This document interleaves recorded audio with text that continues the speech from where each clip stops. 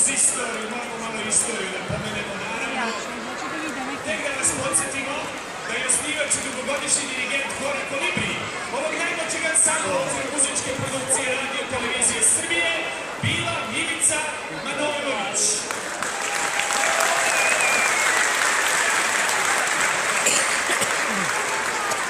Za sve ove godine postojanja, kada se izgovori ime ovog hora, zna se da je u pitanju jedinstveni dečiji hor, prepoznatljive kulture pevanja, dopadljive interpretacije i visoko profesionalnog odnosa prema muziciranju, u što se svi sami uverili.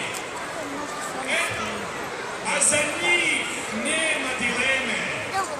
Oni pevaju iz srca, pa čak i onda, kada na primjer razmišljaju, bi se odrasli ponašali kada bi bili mladi, kao što to čini u pesmi Kada bi.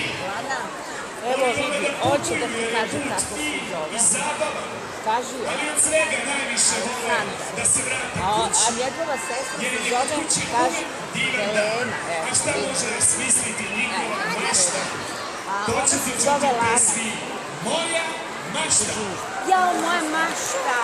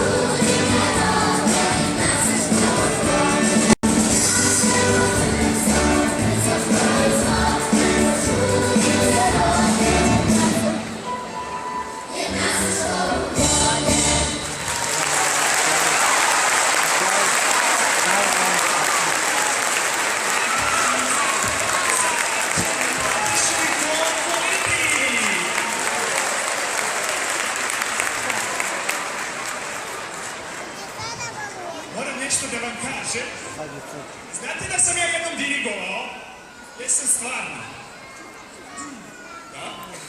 dirigovao sam šumskom orkestru Buba i bio sam fenomenalan. Ne znam da li da pitam gospodina dirigenta da mi da malo da dirigujem, a?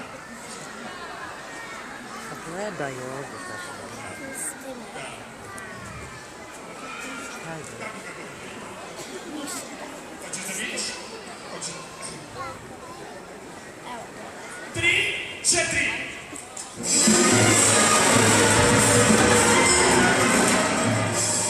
Vatreno krštenje na velikoj sceni ima i najmlađa generacija pevača. Molim vas!